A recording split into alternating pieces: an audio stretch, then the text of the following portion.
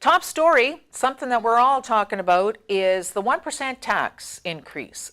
Is it going to be or is it not going to be? Let's talk to mayoral candidate Rory Ring, who, Rory, you said at City Council, you put out a notice to people, watch City Council because tonight they're going to charge you a 1% tax increase.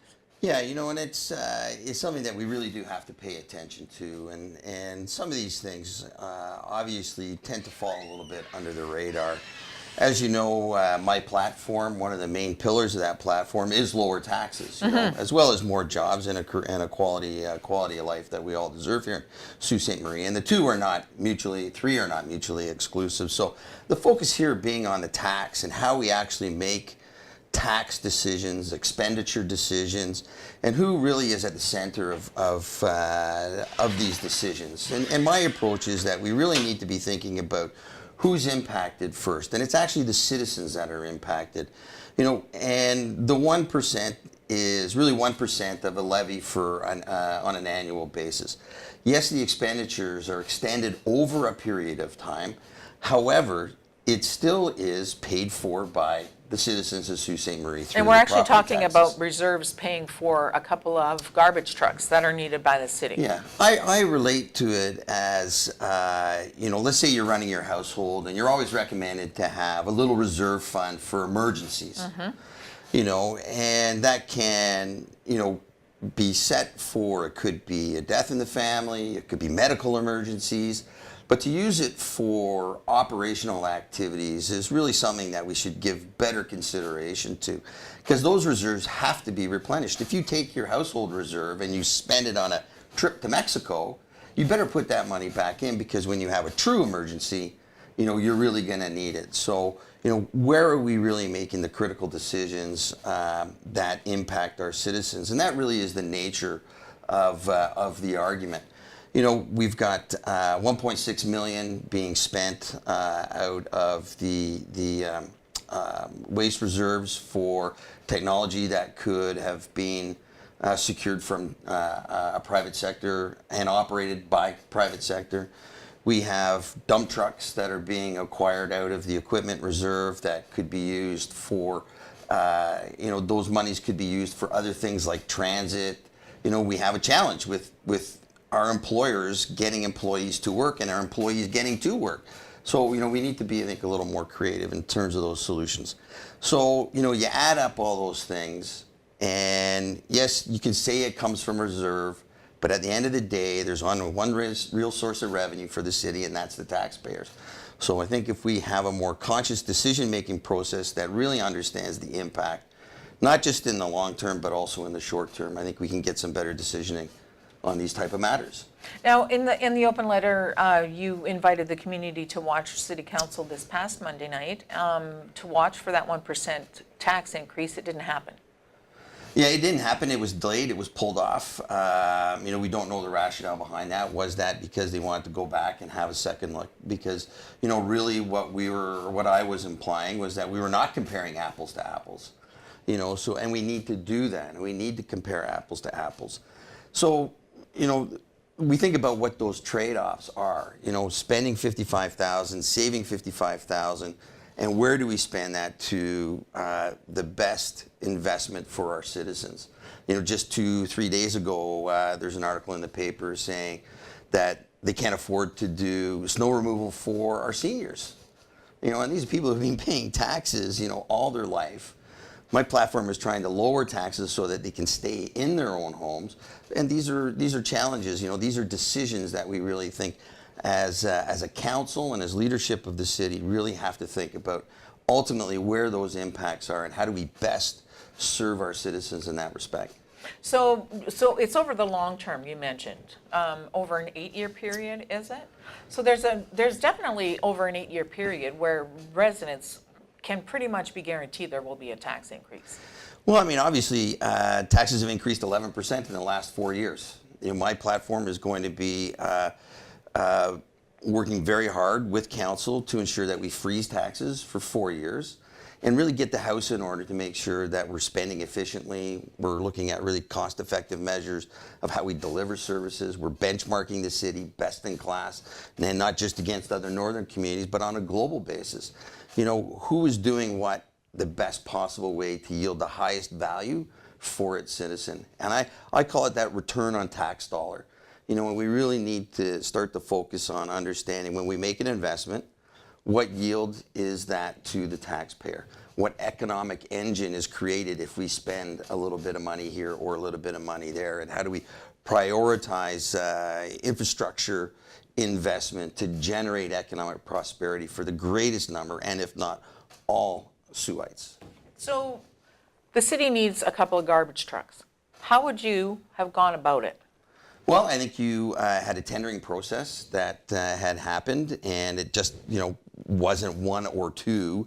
There was a multiple number of companies that participated in that RFP process, and I think you have to take a look. What is the cost of delivering through the private sector? What is the cost of delivering through the public sector?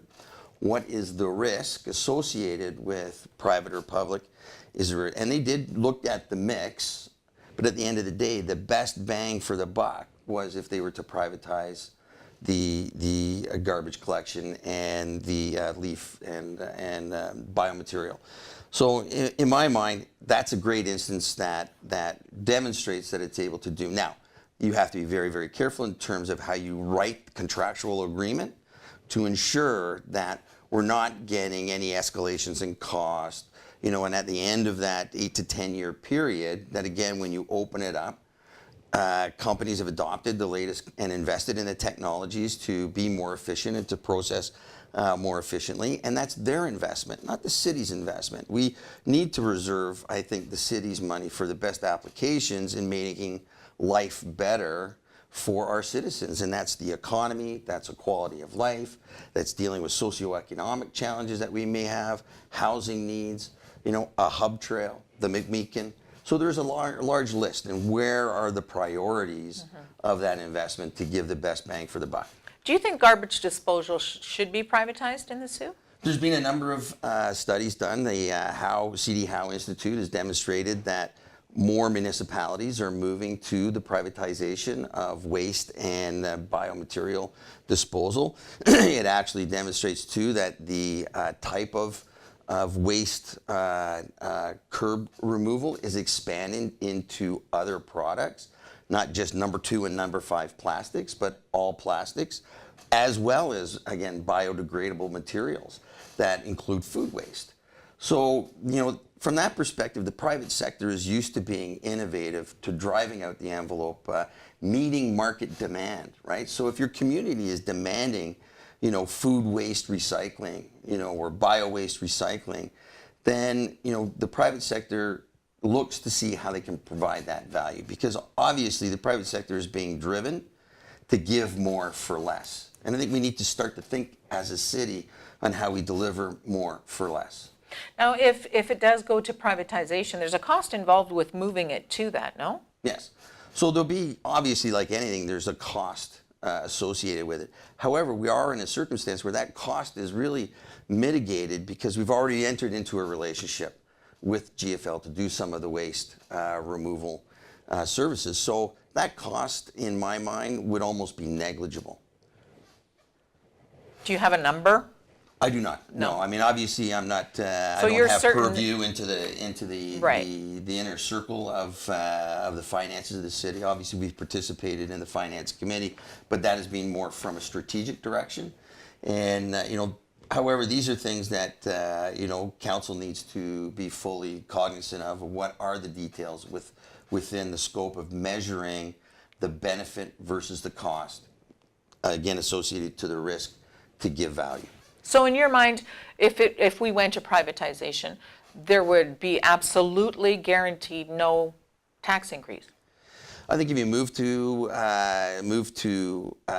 privatization within the waste disposal area, and again, that's we are looking at only one Yes. area, and that's not to say privatization of everything is the No, way to go. no, we're just talking But about just disposal. in waste disposal, I think you see it demonstrated. North Bay is 100%. Toronto was moving closer to 100%. You know, Windsor is moving to a mixed model. Windsor has held their tax for 8 years. Winnipeg hasn't had a tax increase in 18 years.